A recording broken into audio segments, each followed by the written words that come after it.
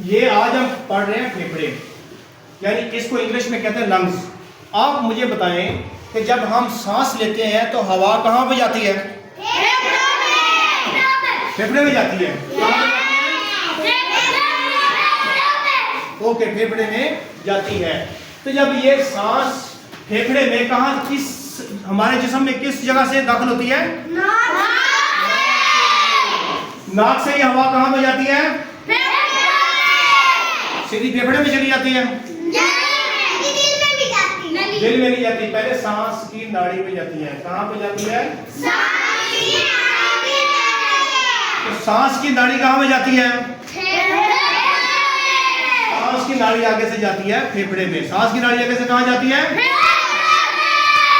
Okay, अब फेफड़े में क्या होता है? फेफड़े में क्या होता है? बारीक बारीक छोटी छोटी थैलियां होती है। बारीक बारीक छोटी छोटी थैलियां होती हैं।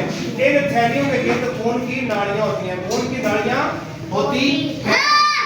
अब जब खून यहाँ पे आता है, पूरे जिस्म से खून होके यहाँ पे आता है फेफड़ों में, तो ये कार्बन डाइऑक्साइड से भरा हुआ होता है।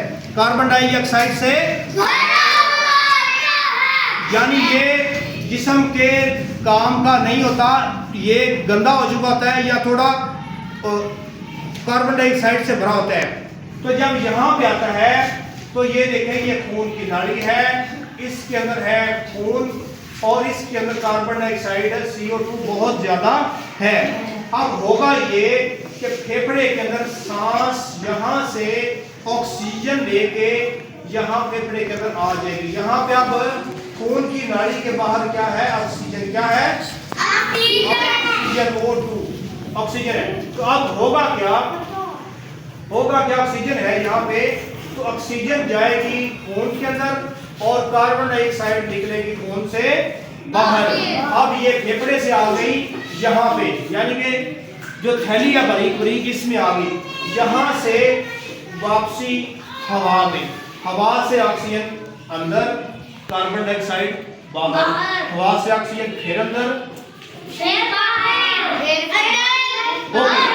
इस तरह हमारे फेफड़े लगातार सिकुड़ते और फैलते रहते हैं। इस सिकुड़ने और फैलने में, जब सिकुड़ते हैं तो कार्बन डाइऑक्साइड बाहर आती है और जब फैलते हैं तो हवा से ऑक्सीजन हमारे खून में फेफड़े के लिए पूरे जिस्म में जाती है।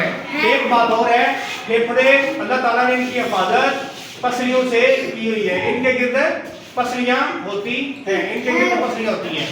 चलिए।